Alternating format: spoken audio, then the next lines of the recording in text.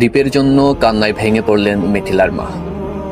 দীপের গ্রামের বাড়িতে অনুষ্ঠিত দীপের অকাল মৃত্যুতে গীতা পাঠ আর বৈষ্ণব সেবায় আসছিলেন মিথিলার মা।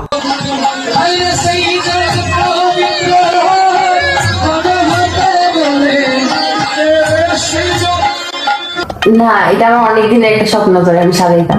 আমার সাথে এটা তো স্বপ্ন। আল্লাহ মানুষের স্বপ্ন থাকে বিদেশ ঘুরা। স্মার্ট বয় বয় নি স্মার্ট গার্ল হো, বেটি বানাইলে না আমারে। হ্যাঁ, দাঁড়ে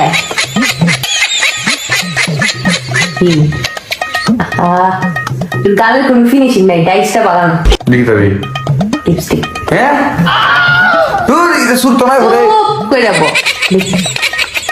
Now you are looking so dashing.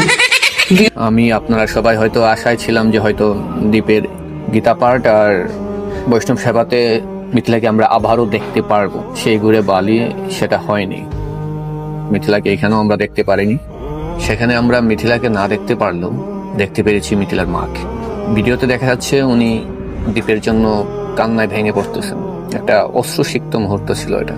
যদিও এই ভিডিওটা আমার ফেসবুক থেকে সংগৃহীত, বাট আমি শিওর না যে উনি মিথিলার মা কিনা। যদি আপনারা শিওর কেউ চিনে থাকেন ওনাকে কমেন্ট বক্সে অবশ্যই জানাবেন।